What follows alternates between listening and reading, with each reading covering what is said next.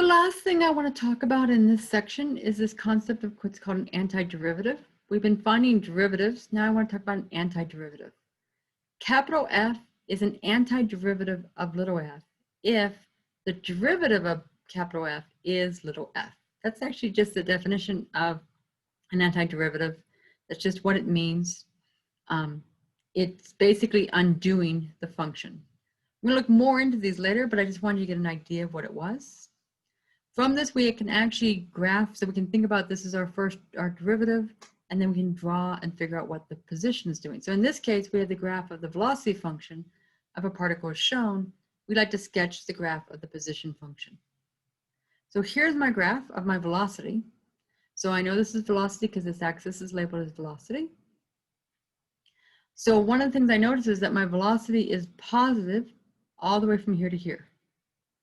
And then it becomes kind of zero here for a short time, and then it goes to negative from here to here. So remember, if your velocity is positive, that tells you that your position is increasing.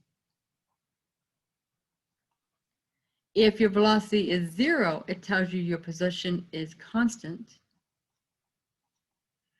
And if your velocity is negative, it tells you your position is decreasing. All right, so now let's see if we can figure out how to draw this.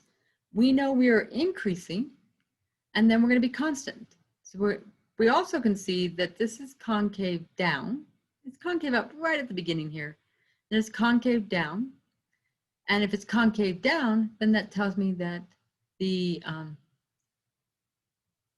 derivative, the velocity would be well, its derivative, acceleration, would be positive. But what about the other way around?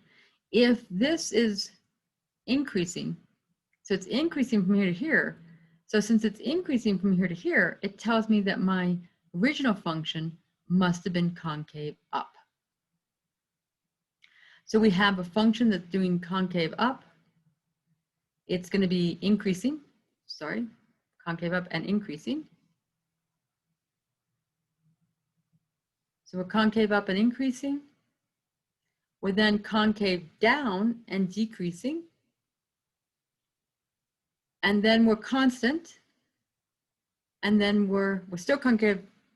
We're constant, so we're not concavity at all. And then we're concave up, so we're going to be, we're negative, and we're increasing then decreasing, so we're going to be decreasing, concave down, and then concave up again. But we're still decreasing.